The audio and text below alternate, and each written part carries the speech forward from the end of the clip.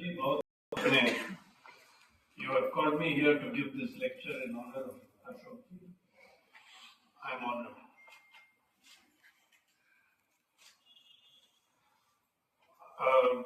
मैं महाराष्ट्र से आ रहा हूँ और वहाँ अभी भी बड़ा चर्चा चल रही है त्रिभाषा सूत्र के बारे में। मतलब मराठी, अंग्रेजी, हिंदी का जो 3 लैंग्वेज फॉर्मूला कह जाती है। मेरा तो अलग अप्रोच है। मैं 5 भाषाओं में बात कर सकता हूँ, लेकिन 5 भाषाएं में समान रूप से बुरी तरह बोलता हूँ। I speak all 5 languages equally better. आज मैं आपके साथ 1.5 भाषा फॉर्मूला, मतलब अंग्रेजी और हिंदी मिलके बात, ठीक है। वहां जब मैं महाराष्ट्र में मराठी, कुछ दिन पहले मराठी साहित्य सम्मेलन नागपुर में सब्जेक्ट दिया आपको फ्रीडम ऑफ स्पीच, भाषा के आजादी, बोलने की आजादी, भाषण की आजादी। तो मेरा एक बहुत छोटा कंट्रीब्यूशन है उस स्पीच में। जो पत्रकार लोग रह चुका है 20-30 साल, हम सब जानते हैं कि हमारा देश में भाषण की आजादी का कोई प्रॉब्लम नहीं है। हमारा प्रॉब्लम है भाषण के बाद आजादी। जैसे देखो, जैसा बेचारा बैठा है उमर काले 5-6 साल एक भाषण करके जिसमें गांधीयन वैल्यूज ला रहा है, बैठा है जेल में 5-6 साल। वो भी एक असमानता का ट्रेंड है। देखो, वो all are not equal before the law in this country. There is a grave legal inequality. There is caste inequality, class inequality, gender inequality, general social inequality, wealth inequality. मैं आज एक छोटी सी स्टोरी के बाद मैं बताता हूँ आपको। आप सब पढ़ा है पेपर में, लेकिन जो मैं कहने वाला हूँ वो पढ़ा नहीं। अभी 18 महीना 1.5 साल हुआ, अंबानी जी के परिवार में एक शादी हुई। मैं इसके बारे में लिखा, अंबानी की शादी। और उसका बेटा अनंत अंबानी, उनका शादी। बहुत जगह हुई शादी, मुंबई मेन बेस था, लेकिन प्री वेडिंग इवेंट्स यूरोप में पूरा घूम के आया। और मेन प्री वेडिंग इवेंट 3 दिन का जामनगर में हुआ। जामनगर ऐसा है,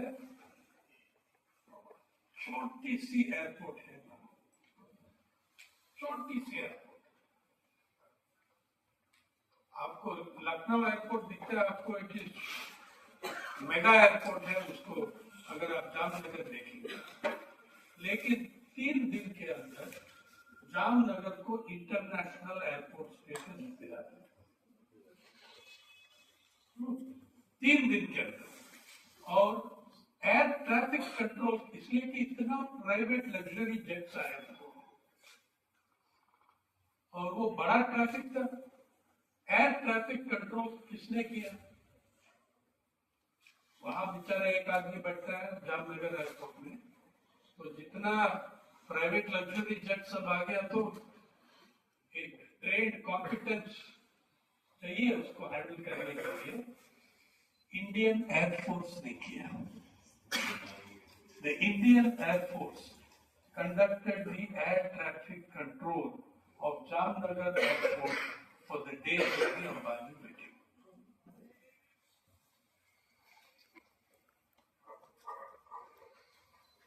पता नहीं ऑपरेशन बिंदु या क्या है वो, क्या एस्टिमेटेड एक्सपेंडिचर इसके ऊपर 620 मिलियन डॉलर, मतलब 1.5 साल पहले था वो 5,000 करोड़ से कुछ ज्यादा। आज तो मैं कह नहीं सकता हूँ कि वो 18 महीने, पिछले 18 महीने में रुपया को हम खत्म कर दिया। 93 रुपया पर डॉलर चल रहा है, लेकिन जुलाई 2024 में 620 million dollars was about 5,000 plus crores। और मीडिया पूरी तरह उसको सेलिब्रेट किया, वो इतना बढ़िया था, इतना। कौन कौन आया, शाहरुख और सलमान डांस कर नाच रहा है वहां, ये है।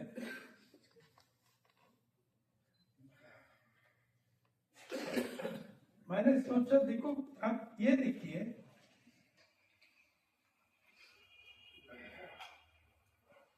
हमारा समाज का नैतिक ब्रह्मांड, उसमें कितना बदलाव आई 30 साल। The moral universe of our society, how much it has shifted in 30 years। अगर ये 30 साल पहले हुआ, ये शादी, कम से कम 5-6 जन, विजय Tendulkar would have written a play, Ambani की शादी, और उसके ऊपर सटायर बना दिया, या गोविंद निहलानी या Shahid Mirza, undoubtedly they would have made films on this। Now the films that were made on it were celebrated। बहुत सारा वीडियो आप देख सकते हैं यूट्यूब पे, they are celebrated, greatest wedding in history, ये सब। तो आप याद रखिए कि the biggest owner of media in India is Ambani। The richest Indian in the world is Ambani। 12th or 14th richest man in the world, or something like that, in the first 20, Ambani। यहाँ बैठे हैं जो audience, आप लोग सब कभी कभी ETV Hindi देखते हैं ना, ETV Hindi, ETV Urdu, ETV Marathi, so people think that they are watching Eenadu TV, जो रामोजी राव जी ने फाउंड किया। लेकिन अभी 20 साल हो गया जब तेलुगु चैनल्स छोड़ के बाकी 15-19 चैनल अंबानी जी ने खरीद लिए, और वो जो व्हीकल था उससे खरीदा, एक इंस्टीट्यूशन बनाया, मजा आते हैं, उसका नाम इंडिपेंडेंट मीडिया ट्रस्ट। सबसे इंडिपेंडेंट है, सिर्फ अंबानी जी से इंडिपेंडेंट नहीं है। देखो ये the fact that this wedding went through with celebration in the media, which was not reflected among the masses and the people, it is, ये बहुत महत्वपूर्ण है कि ये शादी महाराष्ट्र में क्यों। अभी मैं 30 साल कवर कर रहा हूं कृषि संकट 7 राज्य में, और सबसे ज्यादा महाराष्ट्र। जिस महाराष्ट्र में ये शादी हुआ अंबानी जी का, अनंत अंबानी जी का, 5,000 करोड़ से ज्यादा खर्चा करके उसी महाराष्ट्र में हर साल सैकड़ों हजारों किसानों का शादी कैंसिल हो जाती है, इसलिए कि दोनों साइड का पैसा नहीं है, न लड़के की साइड पे या लड़की का साइड पे। पैसा नहीं है। एक साल में 2009 में मैंने स्टोरी किया जिसको महाराष्ट्र सरकार ने डेटा दिया मुझे। हमारे एक दोस्त घुस गया वो वसंत दादा पाटिल क्रांति बाबा इंस्टीट्यूशन में। महाराष्ट्र सरकार ने एक सर्वे किया, ये इसलिए कि हमने बहुत रिपोर्टिंग किया कि हर गांव में लड़की जो 25 और 30 साल के बीच में उम्र और शादी नहीं हो पाए।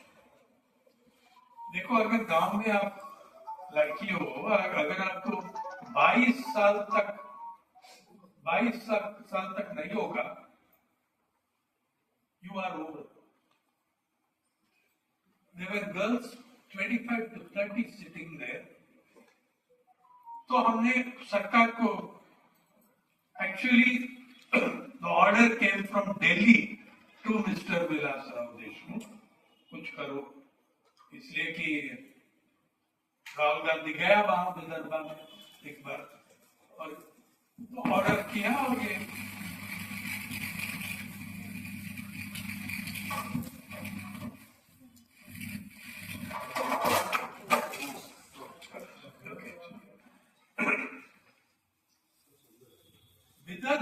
विदर्भ रीजन जो है वो बहुत बड़ा रीजन। लोग को समझ नहीं आता है कि विदर्भ पंजाब से दोगुना बड़ा है।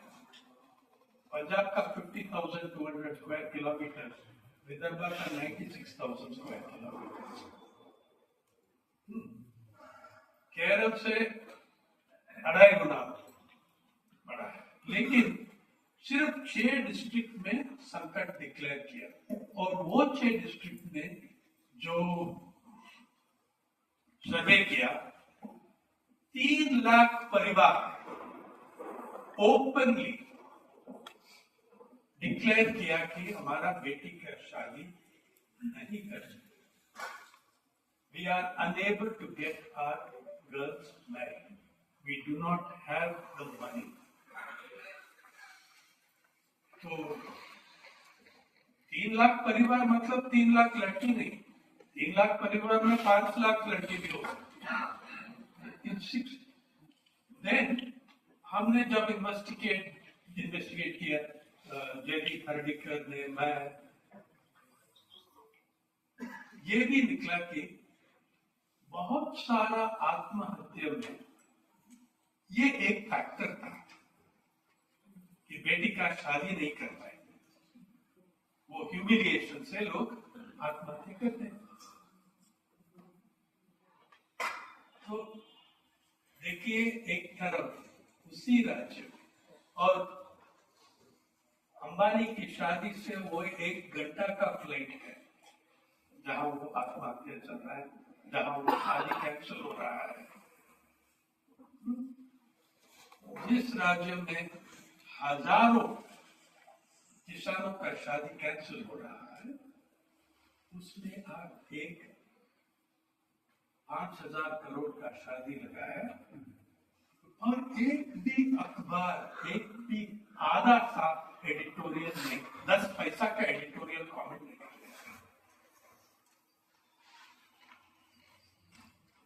What has happened to our sense of moral outrage? What has happened to our moral universe? हमारा नैतिक प्रमाण उसका क्या हो गया, क्या बदलाव है? तो लेकिन मेरा एनालिसिस, मेरा कुछ जो एनालिसिस है of this wedding,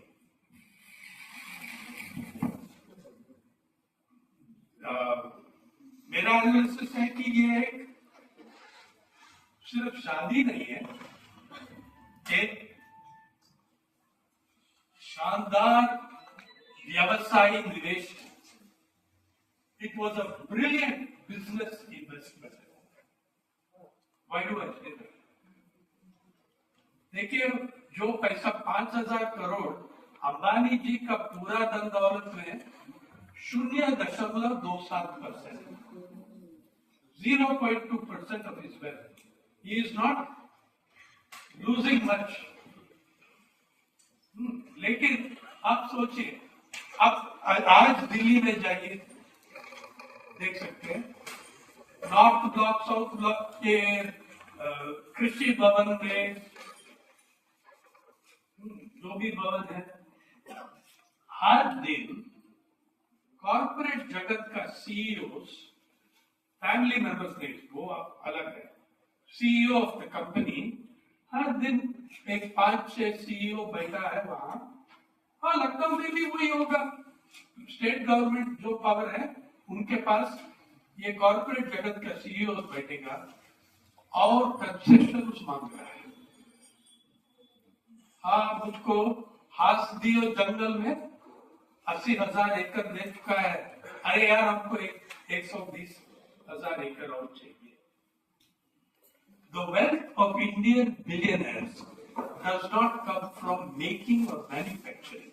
It comes from the rent they take on public resources. आप प्राइवेटाइज करते हैं, आप लीज करते हैं। हाँ, कितना 50,000 करोड़ आपने लगाया एयर इंडिया को, और कितना पैसा में आप दे दिया, बेच दिया उसको। सो ये सवाल है। So they are discussing all the time. हमारा अरबपति का पैसा कहां से आती है? Leasing on oil and natural gas, mining and minerals, forest, land for SEZ, इससे पैसा आते हो। और कॉन्स्टेंटली नेगोशिएशन चल रहा है। समझो कि आप एक यूनियन सेक्रेटरी है फॉरेस्ट्री का, और आप एक ईमानदार आदमी है। सोचो, you are an honest man.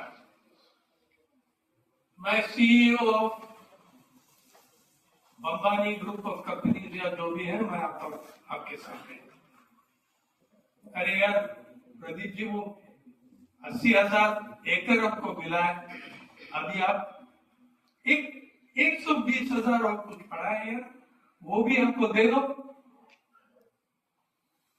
आपको हेजिटेशन है, ये सही नहीं है। अभी भी हम बहुत दे चुका है आपको, लेकिन तो आप हेजिटेट कर रहे हैं, डिले कर रहे हैं। लेकिन आप शादी देखेंगे, शादी का गेस्ट लिस्ट देखिए आप, प्रधानमंत्री, हर यूनियन कैबिनेट का मंत्री, कुछ मिनिस्टर ऑफ स्टेट, और सब गवर्नमेंट सेक्रेटरी। आप भी हो सकते हैं उस गेस्ट लिस्ट में। अगर सेक्रेटरी ऑफ फॉरेस्ट्रीज और माइनिंग हो, वो भी था गेस्ट लिस्ट में। और हिंदुस्तान में कितना सेलिब्रिटी, ए लिस्ट सेलिब्रिटी है, वो सब है। और देश का आधा मुख्यमंत्री और आधा से ज्यादा राज्यपाल, ये वहां गेस्ट लिस्ट है। जब ये शादी हो गया, फिर मैं आपका ऑफिस में आके पूछूं, आप ना कह सकते हैं? Would you dare tell me no? It's very difficult. You have seen that the entire bureaucracy, judiciary, I mean everybody, the executive, the parliament, they're all at the feet of my boss. Now it is very difficult for you to turn me down. Now it is very difficult. And तो मुझको ये कहना है कि 5,000 crore investment किया, 2 साल के अंदर उसका 5 गुना रिटर्न मिलेगा। इसलिए मैं कह रहा हूं आपको, वो एक शानदार व्यवसायिक निवेश है। It was a brilliant. Somebody should be making a film on this. Somebody should be staging a play. सिर्फ हमारा बेचारा स्टैंड अप कॉमिक्स कुछ कर रहा है। और कोई नहीं करेगा, और उनका यूट्यूब चैनल ब्लॉक हो जाएगा। तो ये असमानता, ये वेल्थ का असमानता है। अब अभी मैंने कहा प्रधानमंत्री, मुख्यमंत्री, यूनियन कैबिनेट। मैं आपको एक और नंबर देता हूं। 2004 में, आप सबको याद है, 2004 में 2004 से हर चुनाव में एक नया प्रोसीजर हमने लगाया, इलेक्टोरल एफिडेविट, जिसमें आप आपका पूरा वेल्थ स्टेटमेंट करते हैं, सेल्फ डिक्लेरेशन, सेल्फ अटेस्टेड, उसमें कोई इनकम टैक्स रिटर्न कुछ नहीं है, सेल्फ अटेस्टेड। अगर हम सेल्फ अटेस्टेड वेल्थ को देखेंगे, उसमें देखो ना, 2004 से 2024 2004 में एसोसिएशन फॉर डेमोक्रेटिक रिफॉर्म्स का डेटा है। 2004 का लोकसभा में वो 543 एमपी में, 543 एमपी में 30% करोड़पति था। 2009 में 2009 में 58%, 58% करोड़पति था। 2014 में 82% करोड़पति था। 2019 में 88% करोड़पति था, और 224 का चुनाव में 93% करोड़पति था। 543 एमपीज में 93% करोड़पति था, और उसमें 42%, और ये अरबपति में 42% 10 करोड़ से ज्यादा कमाने वाले। दौलत, wealth is more than 10 crores। और ADR, association for democratic reforms, एक कैलकुलेशन, एक हिसाब भी लगाया कि कौन जीतता है ऐसा सिचुएशन में। ओवरवेलमिंग मेजॉरिटी ऑफ केसेस में द रिचर कैंडिडेट विन्स। अगर आप करोड़पति है तो आपका विनिंग चांस है 19.6, मतलब 5 आपका चांस है 1 in 5। You have 1 in 5 chance of winning. अगर आप करोड़पति नहीं हो, आपका चांस है 0.7% विनिंग, 1 in 40 या कुछ है। अगर आप करोड़पति हो तो 1 in 5। एंड वेरी ऑफन जो करोड़पति हारा गया, they have been defeated by a richer crore.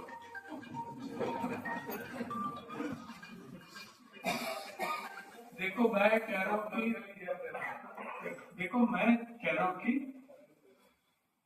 ये इस देश में आजकल, I am saying that elections in India are lost before the first vote is cast. I want you to think about 4 things that have been happening. They are lost before the first vote is cast. The incredible thing that has happened in the last 10 years is that the government and the ruling party have gutted and destroyed the funding ecosystem of the opposition parties. आप देखिए HCP का जो भी झारखंड में जो ruling party, उन सबका treasurer और फाइनेंशियल बैंकर्स कम से कम 2 साल जेल में था और बीच बीच में वो भाजपा को ज्वाइन कर देते और बाहर आते, या ज्वाइन नहीं करते लेकिन बाहर आके चुपचाप हो जाते हैं, जैसा अनिल देशमुख और नवाब मलिक। एक they don't speak in public. मैंने उस 24 इलेक्शन में बस्तर में था, छत्तीसगढ़ में था, 2-3 गांव है वहां। They have never voted for anybody but the Congress party, लेकिन एक भी होर्डिंग, पोस्टर, फोटो नहीं था। तो मैंने उन लोग से पूछा, यार क्या आप लोग भी डिफेक्ट हो गया? नहीं सर, पैसा नहीं है, 10 पैसा नहीं है बोर्ड लगाने के लिए, पैम्फलेट छापने के लिए, कुछ नहीं है हमारे पास। एक बात। दूसरी तरफ इलेक्टोरल बॉन्ड से कब्जा किया आपने 90% जो पैसा है इलेक्शन के लिए, उसमें जो इलेक्शन, और देखो इतना अन्याय, जो सुप्रीम कोर्ट ऑफ इंडिया वो जजमेंट क्या था, इलेक्टोरल बॉन्ड्स आर अनकॉन्स्टिट्यूशनल, लेकिन पैसा वापस करने के लिए कोई जरूरत नहीं। अरे भाई, कल मैं बैंक को लूट करूंगा, वो कहेंगे हमको what you did is a crime but you can keep the money. यही हुआ 90% से ज्यादा एक बात। और इलेक्ट्रल बॉन्ड का एक और factor, if I am the ruling party, I get to know who of you corporates are giving money to my opposition parties, और आपको सही कर दूंगा मैं। तो एक तरफ ये फंडिंग इकोसिस्टम, दूसरी तरफ इलेक्टोरल रोल रिविजन जो हुआ बिहार में 6.7 मिलियन हुआ और 2.2 मिलियन ऐड किया। Nobody knows who the 2.2 million. Assam में हमारा आयराना journal people's archive of rural India, अभी कुछ दिन में हम पब्लिश करेंगे आसाम से एक स्टोरी, जो 30 साल ओरिजिनल एनआरसी से एक खादे रागी, he has fought his case, as he dies and he is found to be a citizen, but his 2 wives are declared foreigners and doubtful voters. They are all in their 60s. So the second factor of elections in India is the destruction of the electoral rolls and the democratic transparency that you had. Third, institutional degradation. Institutional degradation. Her institution, executive, आप देखा legislative, 93% Crorepati, these करोड़पतिस are going to represent the poorest people in the world. Executive, judiciary, ये last अगस्त justice Muralidhar ने एक किताब publish किया, incomplete justice, 75 years of the Supreme Court. मेरा एक chapter है, मैं only non legal person with a chapter in the book, इसलिए कि उसने कहा प्लीज आप लिखिए ग्रामीण भारत और सुप्रीम कोर्ट। मैंने कहा देखो एक ही पॉइंट है कि ग्रामीण भारत, Supreme Court has no vision of rural India, it does not recognize an entity called Gramin Bharat, और एक छोटा सा कहानी बताता हूँ, how also the caste issues come into it, how the class issues come into it. 1991 में राजस्थान में बड़ा कांड हुआ, बड़ा मासकर हुआ, कुम्हेर मासकर, जहां 19-20 दलित खेत मजदूर मासकर हुआ। ये अपर कास्ट लैंडलॉर्ड के हाथ में। 10 साल के बाद मैंने गया वहां। नाउ एक डेकेड में चार्जशीट फाइल नहीं हुई। और मैंने बात किया चुन्नीलाल जाटव, आशा जी आपका पार्टी से है वो, चुन्नीलाल जाटव कुम्हेर गांव में जो सर्वाइवर था, मासकर इसलिए कि सरकारी एम्प्लॉई था वो, दूसरा गांव में गया मीटिंग के लिए, तो उसने कहा ये हुआ वो हुआ। मैं तो बहुत नाइव रहा, तो ऐसे चुन्नीलाल जी ऐसा नहीं हो सकता है, पुलिस तो ऐसा नहीं कर सकते हैं, आप हायर कोर्ट में अपील करना है, डायरेक्टली हायर कोर्ट में जाइए। He told me 2 things. एक तो I think one of the greatest quotes I have ever been told with wisdom.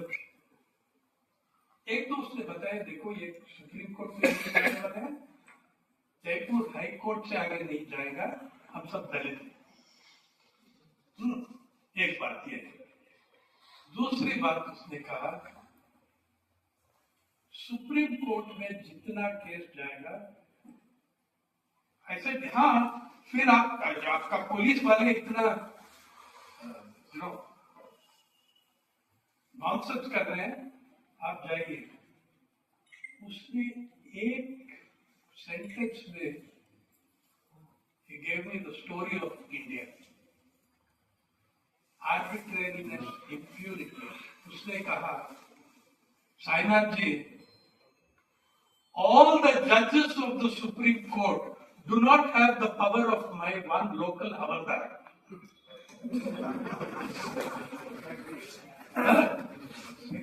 all the learned judges of the Supreme Court do not have the power of my havaldar. The learned judges listen to the learned lawyers and interpret the law.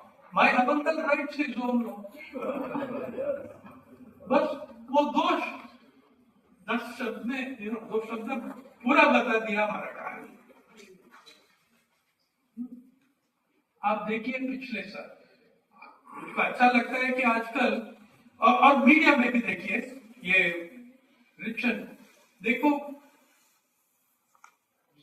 आपका neighbouring state में जो हुआ, आपका एक किसान आंदोलन के बीच में, remember young Mr. Teni drove his jeep into a mass of farmers.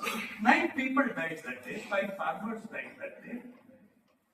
He has been out on bail for a very long time. He's been out on bail.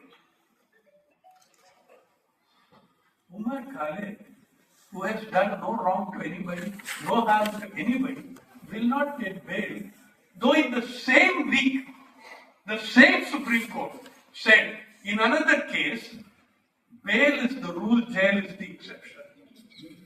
3 दिन के बाद उल्टा कर दिया इसको। हाँ, ये सच है, उमर खालिद मुसलमान प्रोग्रेसिव है। और even if you want to look at journalist, अब देखिए, I am very glad, it's very interesting to me, it's very amusing and I don't understand why Arnab Goswami आजकल रैडिकल बन गया, बहुत क्रिटिसाइज कर रहा है और अमीर लोग को क्रिटिसाइज कर रहा है। They are all getting bail, 6 months, 9 months they are getting bail after he ran down somebody in his BMW, Rolls Royce, Lamborghini, he is getting bail। अरे 6 महीने के, वो सच है। Why should he get bail after 6 months? But Arnab Goswami got bail in 24 hours. He got bail in 24 hours. He got bail and the Chief Justice held a special hearing. The Chief Justice held a special hearing late at night.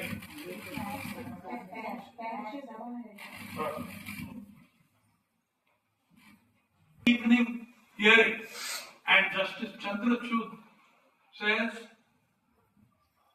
history will not forgive us if we do not intervene at this stage, because it would be a gross violation of constitutional freedoms, blah, blah, blah, blah. वो क्या था अर्नब गोस्वामी का case? Abetment to suicide. Serious issue. Abetment to suicide of a contractor who did not receive payment for his work in their office and his home. ठीक है. उस दिन उसका arrest हो गया इसलिए कि उद्धव ठाकरे का शिवसेना गवर्नमेंट में था, तो उसने अरेस्ट किया और 2 दिन के अंदर सुप्रीम कोर्ट में चला गया और जिस दिन वहां मिला बेल मिल गया। और उसके साथ साथ आप देखिए the case of Siddique Kappan, जो बेचारा अभी भी लखनऊ आ रहा है हर महीने। Arnab Goswami is from Noida and Assam and Guwahati. Siddiq Kappal is a poor stringer, ordinary journalist who comes from a village in Malappuram that I know. उसका जनसंख्या है 8,000 जनसंख्या है उसकी। 3 साल उसका क्राइम क्या था? उत्तर प्रदेश में पहुंच के he wanted to cover जो हाथरस रेप एंड मर्डर हुआ, उसको हाथरस को कवर करने के लिए आया। उसको यूएपीए के अंदर अरेस्ट करके बंद कर दिया। और जितना पत्रकार यूनियन संगठन, Kerala union for working journalist, हम सब उसके लिए अपील किया, कुछ नहीं। और कोविड हो गया उनको, कोरोना वायरस, और उसको हॉस्पिटल में नहीं लिया। तो बड़ा एजिटेशन भी नहीं, वो कोविड का जमाना है, शाउटिंग नारा सब करके उसको हॉस्पिटल में लिया मथुरा में, और वहां हॉस्पिटल बेड को चेंज करके एक बोतल दिया, अगर आपको पेशाब करना है तो बॉटल में करो, आपको हर 2 घंटा किसी ने बाथरूम में नहीं दे सकता।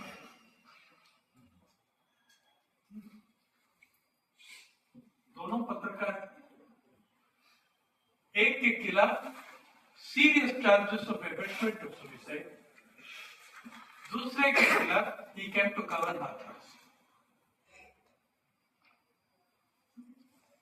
3 साल के बाद उसका बेल मिला, 2.5 साल के बाद बेल मिला, और हर मंडे को पुलिस स्टेशन में रिपोर्ट करना है। So the inequality in justice, in law, inequality in wealth, this is the,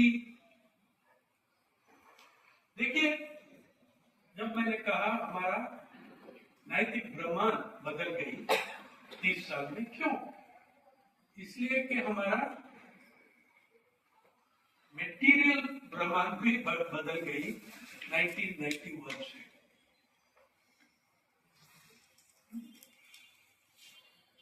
1991 में इस देश में एक भी डॉलर अरबपति नहीं था। आप फिगर सब चेक कर लीजिए, इंटरनेट पे मिलेगा। फोर्ब्स मैगजीन का जो अरबपति और करोड़पति का वो है, बाइबल है, गीता है, कुरान है, उनका फोर्ब्स मैगजीन। हर साल फोर्ब्स मैगजीन लिस्ट लेती है हर देश में कितना डॉलर अरबपति, उसमें हिंदुस्तान नंबर 3 हमारा अचीवमेंट है। नंबर 3 इन बिलियनर्स, नंबर 3 इन अरबपति, number 132 in Human Development United Nations Index. 132 United Nations Human Development Index. Number 3 in billionaires. और ये भी आज कितना है? तो पहला 1996 में 2-3 मिल गया और हर साल एवरेज लेंगे तो हर साल हमने 4-5 अरबपति ऐड किया। 219 तक 98 मिला। 1991 to 2019 20 years मतलब आपका हर साल you are having an average of 4 billionaires. Covid का पहला 12 महीने में you added 42 billionaires. 42 billionaires. और ज्यादा बिलियनर कौन सा सेक्टर से आया? फार्मा, स्वास्थ्य, वही सेक्टर। करेक्ट। 24 अरबपति फार्मा और हेल्थ केयर सेक्टर से। मैंने वो शब्द बोलने को भी बहुत शर्म आती है, हेल्थ केयर, हु केयर, मैंने उसको हेल्थ कैश करता हूं, वही उसका सही नाम होना चाहिए, हेल्थ कैश। तो ये भी है। एंड तो अभी हिंदुस्तान का है 211 अरबपति डॉलर अरबपति, और उनका क्यूमुलेटिव धन दौलत जो है आपका जीडीपी का 26% है भाई साहब।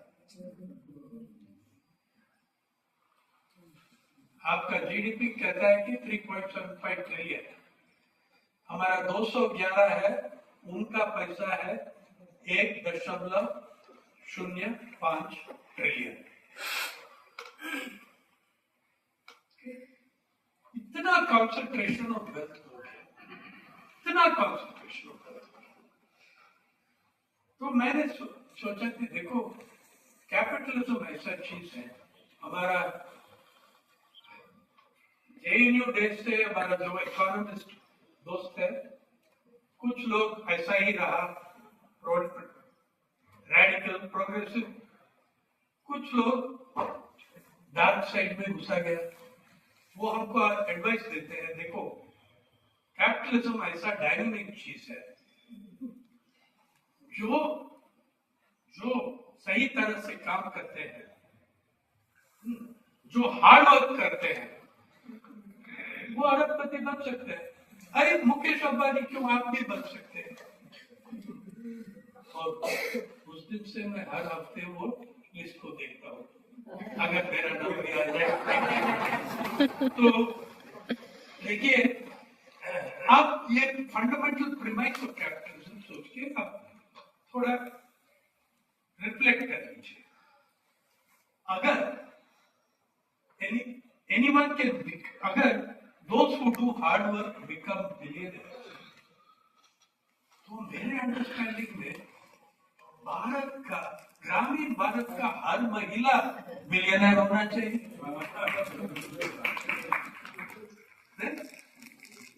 अगर हार्ड वर्क पे आप बिलियनर बन जाते हैं, not only rural India but Latin America, Africa में every rural woman should be a billionaire for the, अरे 5.5 घंटा करते हैं सिर्फ जो ट्रेडिशनल रोल्स में वाटर, फायरवुड, फ्यूल, फैचिंग, कुकिंग, जितना भी एजुकेशन बढ़ गया रोल्स नहीं बदला। और ये ILO और ऑक्सफैम में आपको डिस्क्रिमिनेशन इन वेज आप देखिए, सबसे बड़ा सेक्टर है फ्री लेबर में, अनपेड लेबर में सबसे बड़ा सेक्टर है केयर सेक्टर कहते हैं। केयर सेक्टर मतलब उसमें आते हैं health, caring for adults, disabled people, senior citizens, health care workers, ये केयर सेक्टर में। ILO को ये कहना है केयर सेक्टर में 90% से ज्यादा महिलाएं, और हर दिन आप गेस कर सकते हैं कितने घंटे महिला और एडोलेसेंट गर्ल्स हर दिन कितना घंटा टोटल लेबर को, how many hours of unpaired work, ये वर्क बिना पेमेंट, ये वर्क बिना पेमेंट। तो ये अनपेड वर्क के साथ कितना घंटा काम करते हैं महिला? हर साल नहीं, हर दिन 24 hours individually. Oh, right. Total unpaid work of women is number of hours cumulatively 12.5 अरब घंटे. The female population of the world, women and adolescent girls, they put in 12.5 billion hours of unpaid work daily. और उसका value क्या है वो भी calculate किया, Oxfam ने calculate किया, ILO का डेटा है, International Labour Organization, United Nations का बॉडी। जब ये कैलकुलेट किया, ये अनपेड काम का वैल्यू क्या है? 10.8 खरब dollar. That is double the global spend on tech. Double the global spend on tech in the year the calculation was made. लेकिन इलॉन मस्क का पगार क्या होने वाला है इस साल से? 1 खरब dollar. One individual, when 1 billion women are doing unpaid work worth 10.8 trillion, और जब वो हिसाब हुआ, that was greater than the value of the top 5 tech companies in the world. Okay? Yeah. तो असमानता है, इतने सारा डिमेंशन है, ये सब असमानता, the inequality, legal inequality, wealth inequality, wage inequality, discrimination. The biggest discrimination is in terms of gender, and the biggest discrimination is that of marginalized community women, जिनको आप कहते हैं, आइवा कहते हैं, triple burden of caste, class and gender, नहीं, वही आप कहते हैं। That is the worst exploited person in the world. That is the worst असमानता in the world. ये we have to reflect on our own culpability, on our own role, on our own connivance with what goes on. अभी media inequality देखिए, media का हर साल, आप ये company का नाम सुना है? EY, Ernst and young, services company, consultant, वो सब कुछ। अर्न्स्ट एंड यंग हर साल मार्च 31 को एक रिपोर्ट डालते हैं। इंडियन मीडिया वैल्यू एस्टिमेट करते हैं मीडिया का। मेरे ख्याल में ये एक लिस्टेड कंपनीज का जो वैल्यू है वो ही करना है. How can Ernst and Young or you and I calculate the value of a newspaper called Champaran Times in Bihar? We can't get it. We do not have the means to calculate that value. लेकिन जो listed company है, जो बड़ा company है, जो करोड़पति का company है, जो अरबपति का कंपनी है, उसका वैल्यू हर साल एक बहुत तेज बढ़ रहा है, बहुत तेज बढ़ रहा है. 2025 में, पिछले साल में मीडिया का वैल्यू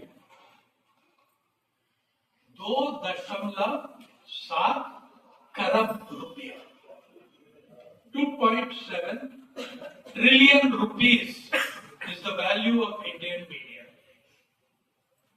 और वो 2 साल पहले, उसके 2 साल पहले 1.4-1.5 खरब रुपया था.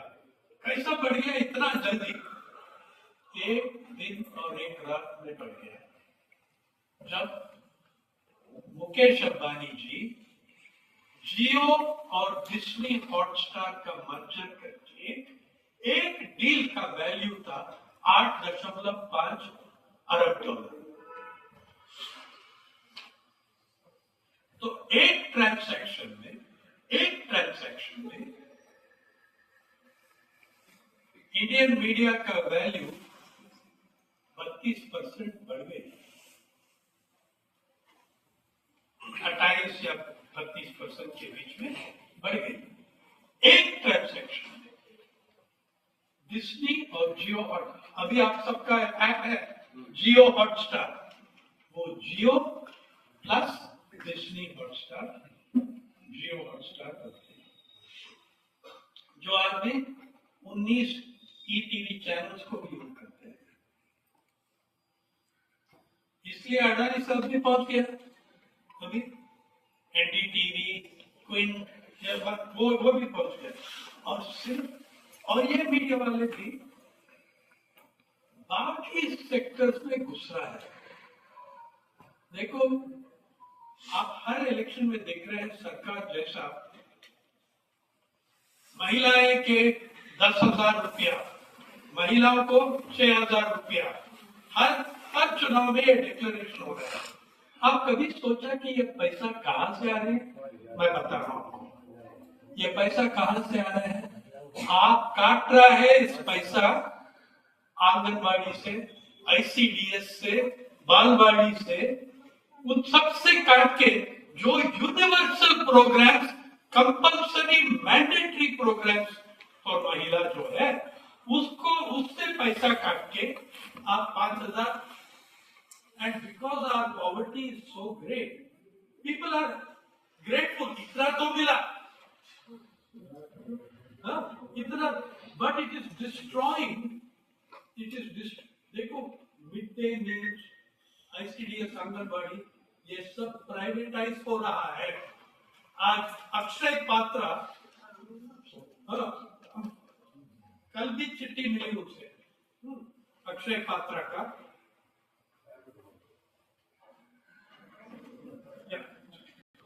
We are giving 2.4 million midday meals every day. और क्या मील है वो? सात्विक. नो एग, ना अंडा, ना प्याज, ना लहसुन, कुछ नहीं हो सकता है. बेचारा क्या करते हैं. और ये सात्विक का 2.4 million children are getting. The state is getting out of midday meal scheme. और एक नवी मुंबई में एक मॉडल आंगनबाड़ी है. मालूम है किसका आंगनबाड़ी है? अडानी जी का. अडानी ग्रीन पावर थर्मल, वो प्लांट, अडानी प्लांट है नवी मुंबई में. एक बोल रहे हैं कि our employees did it on their own. और बढ़िया एम्प्लॉइज तो you should be paying them much more. If they are such nice people. Your employees should get better wages. There is a, so now in Odisha, Vedanta has been running Anganwadis for some time. You are destroying the universal mandatory programs for women and using that money for populist throw up paisa baat rahe hai sir. You are throwing money, pathetic, करोड़ों रुपया लूट करके कुछ चिल्लर पैसा आप बांट रहे हैं. This is also one part. This is one part of that discrimination.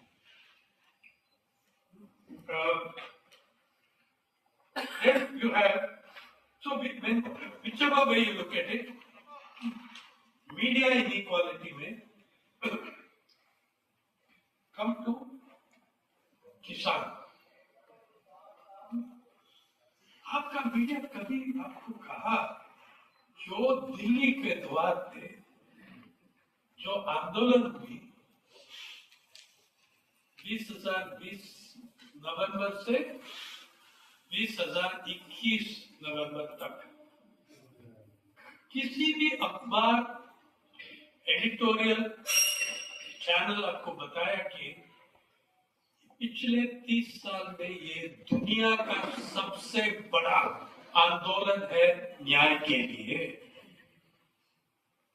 The largest program for justice, the largest democratic, constitutional, legal protest, जिसके खिलाफ आपने BSF, Punjab police force, Delhi police, Haryana police, CISF, CRPF, वहां एक आपने युद्ध किया.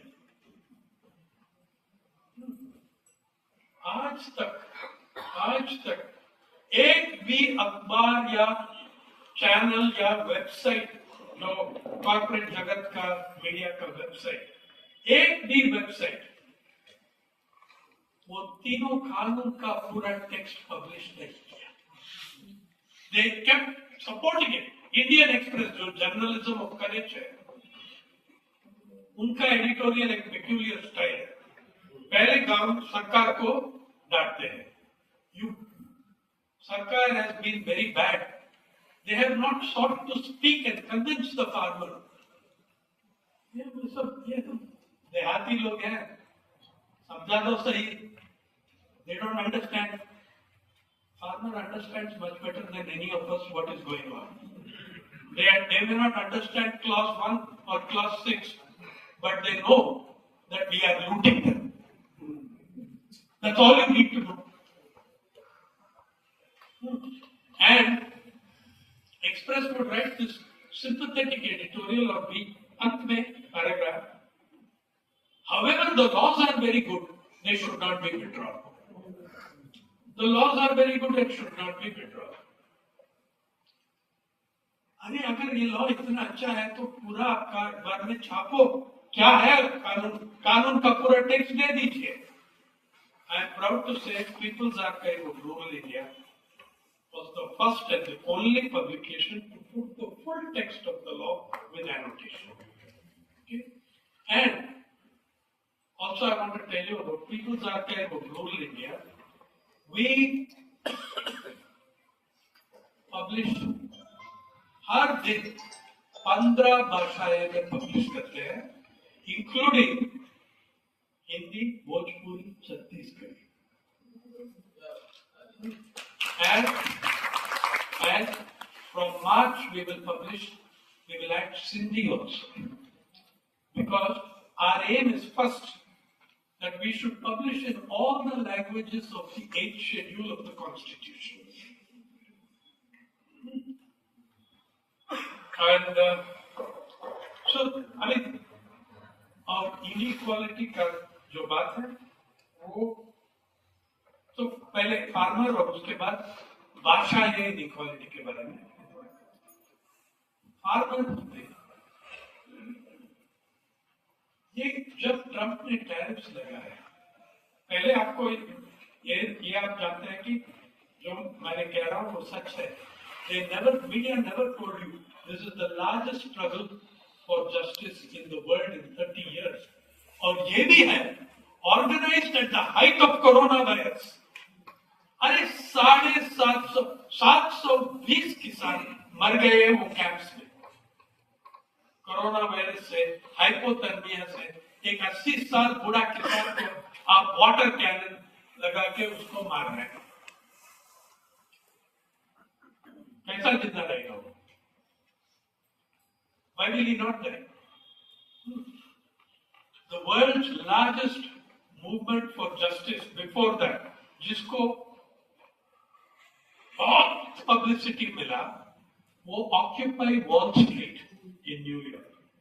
उसके बाद वो I am very supportive of occupy wall street, लेकिन 7-8 हजार नौजवान वॉल स्ट्रीट में न्यूयॉर्क में जुकोटी पार्क को ऑक्यूपाई किया। जुकोटी पार्क है वो एक प्राइवेट पार्क है, प्राइवेट ओनर है, और वो प्राइवेट ओनर सिंपैथेटिक रहा, ये नौजवान के साथ सिंपैथेटिक रहा, उसको ऑर्डर नहीं दिया, एविक्शन ऑर्डर नहीं दिया। बच्चे लोग हैं, रहने दो, नारा लगाने दो, वो ना डेमोक्रेटिकली कर रहा है।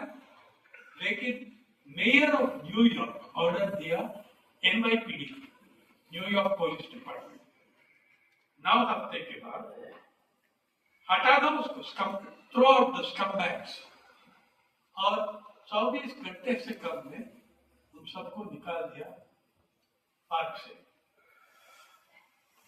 आपका किसान लोग 9 हफ्ते में 54 हफ्ते रेजिस्टेंस किया। दिल्ली का सबसे बुरा विंटर 40 साल में, दिल्ली का सबसे बुरा समर 10 साल में, और rains were one of the worst, unseasonal rains, unusual rains, तब भी वो नहीं छोड़ा। और आपका मीडिया कैसा कवर किया? अगर आप सिंगू, टीकरी, गाजीपुर, शाहजहांपुर में गया होगा, you would have heard the slogan every second नारा। हर 2 नारा में क्या नाम आती है? अंबानी, अडानी। टीवी पे दिखाए आपको अंबानी, अडानी का नाम लेना है? Ambani, Adani, Ambani, Adani. How can you do anything? Ambani is the biggest media owner in the country, and Ambani is the most powerful person after the Prime Minister and Shah. So you don't do anything. The Indian media disgrace themselves in these last 10 years. और मैं आपको ये भी बताता हूँ, media एक तरफ है, 20 साल पहले, 40 साल पहले मीडिया, पत्रकारिता सब एक ही है, लेकिन पिछले 10 साल में मीडिया और पत्रकारिता अलग हो गया, एक डाइवोर्स हो गया। मीडिया है जो प्रॉफिट सीकिंग इंस्टीट्यूशंस जो है, वो उनका एम है प्रॉफिट। आप मरो जियो, इट्स नॉट माय प्रॉब्लम, मेरा प्रॉफिट है। जर्नलिज्म एक अलग, पत्रकारिता एक अलग चीज है। इस देश का सबसे बड़ा पत्रकार कौन था? Gandhi, Ambedkar, nowhere in the world दोनों 3 अखबार फाउंड किया। Each of the Ambedkar, Mukh Nayak and 2 others, Gandhi, Indian Opinion, Harijan, Young India, they both published newspapers under very difficult circumstances. Ambedkar had to close, all of them had to close because they couldn't afford after a while. And yet, which journalist sitting in this hall can say that I have 142 volumes of published collected works? उन दोनों के बीच में 142, और अंबेडकर का पूरा publish हुआ नहीं अब तक, कंट्रोवर्सी हो गई, अभी भी कुछ पूरा पब्लिश नहीं किया। और तीसरा जो है हमारा माय इंस्पिरेशन इन जर्नलिज्म, आप लोग सब जानते हो कि ये मार्क्टिन है, रेवोल्यूशनरी है, पॉलिटिकल एक्टिविस्ट है। अरे हमने ये भूल गया कि Bhagat Singh was a professional पत्रकार, he was a professional journalist, the only Indian journalist who wrote independently in 4 languages. Akali magazine में पंजाबी में लिखा था, वीर अर्जुन में हिंदी में लिखा था, प्रताप में उर्दू में लिखा था, अंग्रेजी में बहुत जगह में लिखा था। 2 साल अंडरग्राउंड कोलकाता में वो बांग्ला भी सीखा और 1-2 आर्टिकल उसमें लिखा। And his last days in prison, he learned Persian, Farsi. Yeah, and he published all his work. He wrote all his work. He published all these articles. और उनका बहुत सारा आर्टिकल हमारे पास नहीं है, इसलिए कि वो स्यूडोनिम के अंदर, स्यूडोनिम के नीचे लिखा, फॉल्स नेम में लिखा। But remember, he writes in Punjabi, Urdu, English, Hindi. He learns Persian. He's writing in Persian. He wrote 1 or 2 things in Bangla, and all this he does before he is hanged at the age of 23. अरे मैंने 23 में शुरू किया मेरा JNU से UNM में घुस गया मैंने। I started what this man has achieved at an age where I had not begun journalism. उससे ज्यादा क्या इंस्पायर होगा? ये पत्रकारिता है। अडानी अंबानी जी वो मीडिया है, ये अलग चीज है, अलग चीज है, totally different bodies. And when you look now on the Trump tariffs जो आया, has any one of you been told by your newspaper or channel, जिस दिन पहला अनाउंसमेंट हुआ ट्रम्प का 50% टैरिफ्स में लगा रहा हूं, आपका सरकार ने क्या किया? We will not be browbeaten. चुपचाप कपास के ऊपर जो 11% ड्यूटी था विड्रॉ कर दिया, 11% ड्यूटी। और क्या हुआ? मेरा मित्र जेडी पर्डिकर और मैं टूर किया विदर्भा को, और संयुक्त किसान मोर्चा का लीडरशिप आया और मुझको कांटेक्ट किया, आप भी आइए, आप जानते हैं इस इलाकों को। मैं गया और हर मीटिंग में 3000-4000 किसान। मैंने ऐसा किया, वो एसकेएम लीडरशिप के सामने किसान को सवाल पूछा। मैंने कहा यार, ये साल पहला साल एक डिसेंट एमएसपी मिला, minimum support price 8,125 rupees, 8,125 rupees per quintal. ठीक है, वो लड़के लिया किसान। किसी ने प्रधानमंत्री का जन्मदिन का गिफ्ट नहीं है, वो लड़के लिया एमएसपी 8,125। जिस दिन वो अनाउंसमेंट हुआ और हमारा सरकार ने चुपचाप total cowardice step withdrew the 11%, उसका प्राइस क्रैश हो गया। एक आदमी को नहीं मिला जो एमएसपी उनको हाथ में पहुंचा। मैंने स्टेज से पूछा किसानों को, कितने लोग को 8,000 से ज्यादा मिला? एक भी हाथ नहीं गया। कितने लोग को 7,000 से ज्यादा मिला? एक भी हाथ नहीं मिला। कितने लोग को 6,500 या थोड़ा कम मिला? हजारों हाथ मिला। और एक और बात है जो हम पॉलिटिक्स और जियो पॉलिटिक्स को कंसिडर नहीं कर रहे हैं, इसलिए कि आपका मीडिया उसका कोई इंटरेस्ट नहीं है। दूसरा आइटम है सोयाबीन। सोयाबीन ऐसा आइटम है, देखो महाराष्ट्र में सोयाबीन किसान है जो कल का कपास का किसान था। कल कपास का किसान था, वो फेलियर हुआ। चीपर प्रोडक्ट है, उत्पादन लागत में चीपर है सोयाबीन, तो मैं सोयाबीन को स्विच हो गया। अगर 2 साल में कुछ स्टेबिलिटी मिलता है, मैं फिर कॉटन कपास में जाता हूं।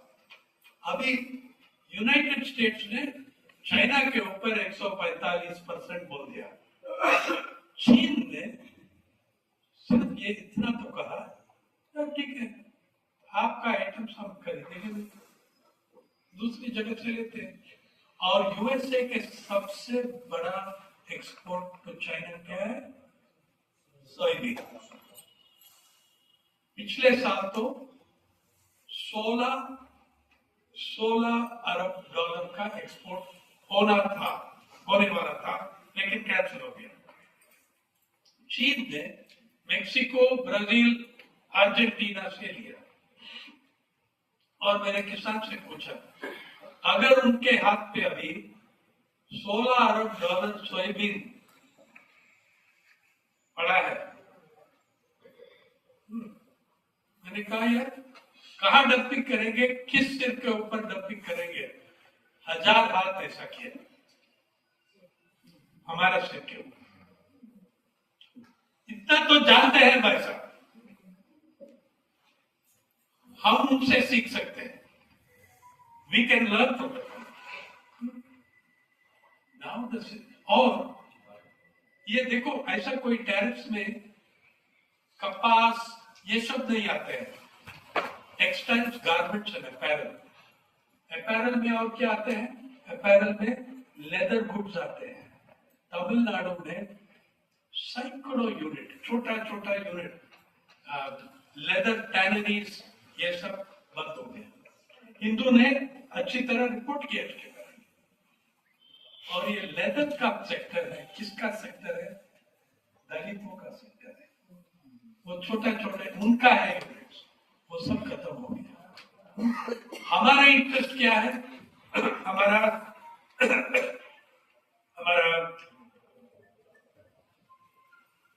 अभिजात वर्ग, हमारा एलिट का इंटरेस्ट क्या है?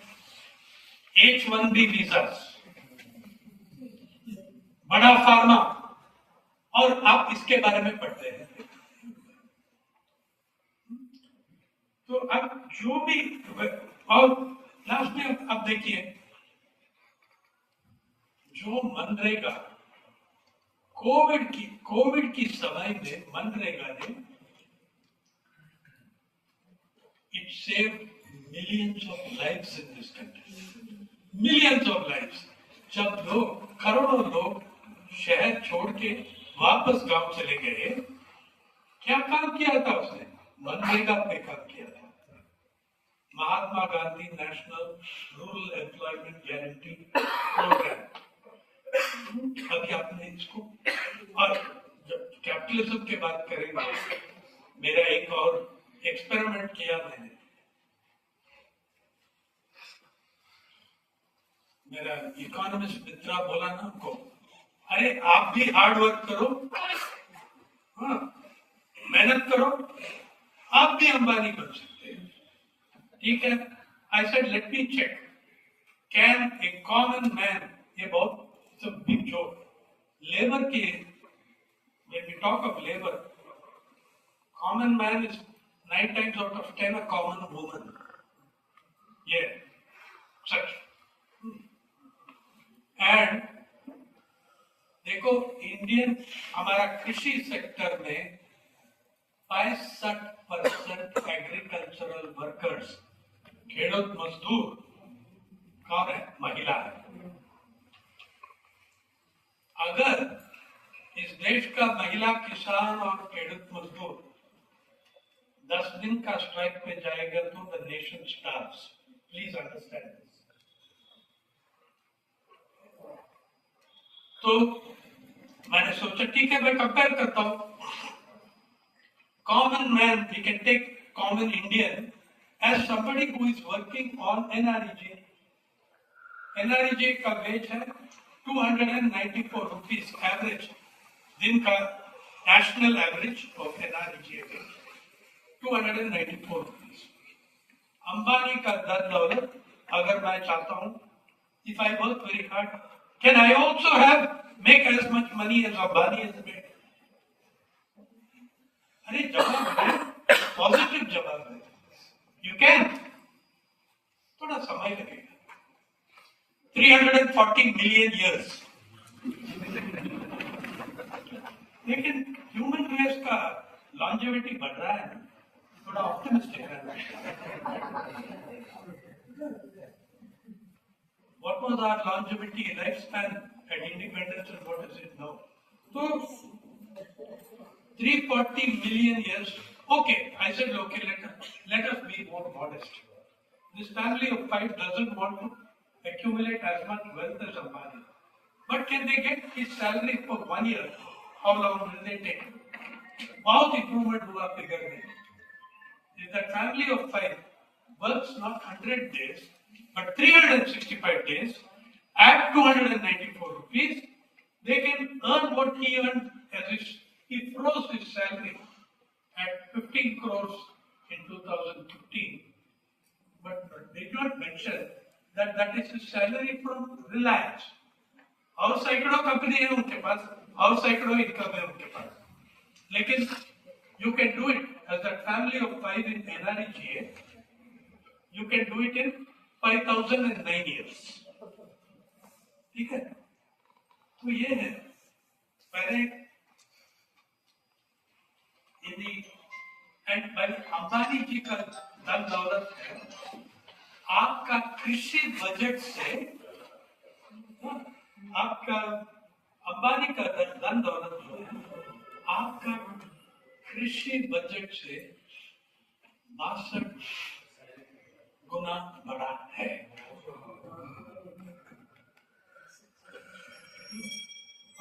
सॉरी, हमारा अरबपति का 62 times greater than the 211 Arabpatis. Ambani's is about 7.5 times the size of our agriculture budget. Okay. Now, the whole question of, I think that what we should be doing, you have looked at class inequality, caste inequality, legal inequality, social inequality, media inequality, farmers and FTA. मैंने आपको ये, I want to pursue it. ये एक policy का चीज नहीं है, ये पॉलिसी सही करो सब ठीक हो जाएगा, ऐसा नहीं। हाँ, 1991 से हम एक नया आर्थिक नीति अडॉप्ट किया, उसमें एक पॉलिसी नहीं, 1000 पॉलिसी। और मैंने आपको ये कहना चाहता हूं कि जब तक हम कैपिटलिस्ट मॉडल एक्सेप्ट करते हैं, ये ही हमारा कर्म। There is nothing else can happen as long as we accept this model of money, because that is what is going on. मैंने आपको ये भी कह रहा हूं कि what we can do,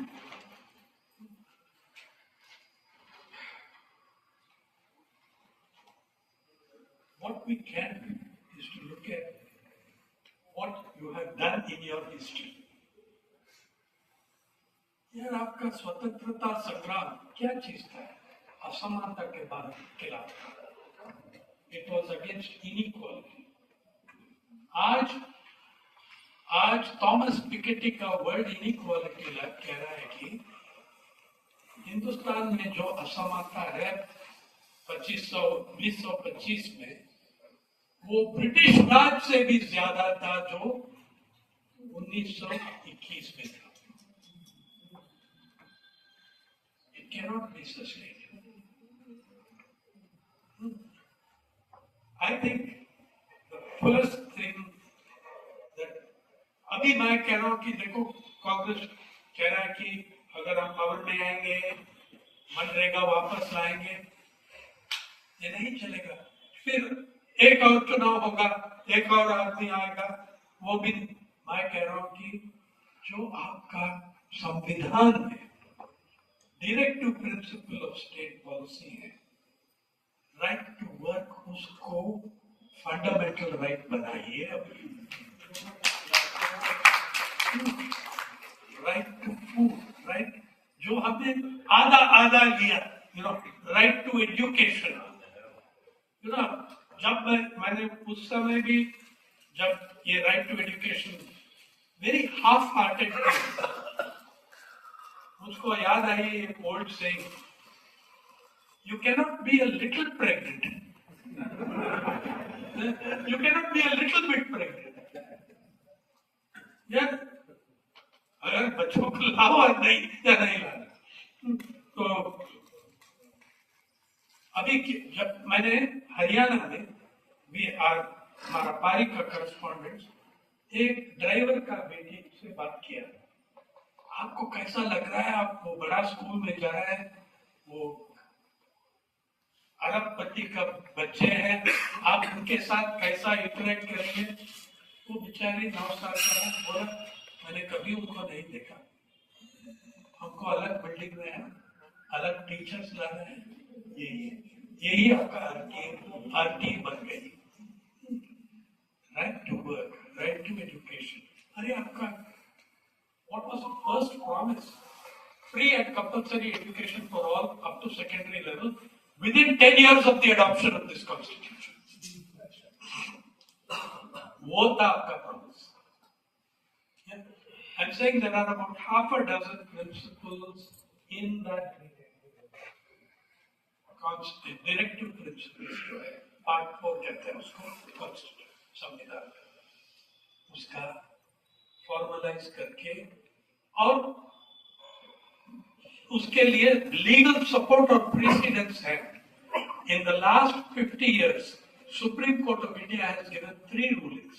The last one was by Justice Ganguly, Ashok Ganguly, which said the directive principles of state policy in Part 4 are every inch as important as the fundamental rights of Part 3. तो एक precedence भी है supreme court का judgements में। If we start doing something on that, we will be moving to an entirely different level. Yeah. Which means rethinking the capitalism as we know it now. I can tell you this, it is going to get worse. It will get worse and it will get worse before we make it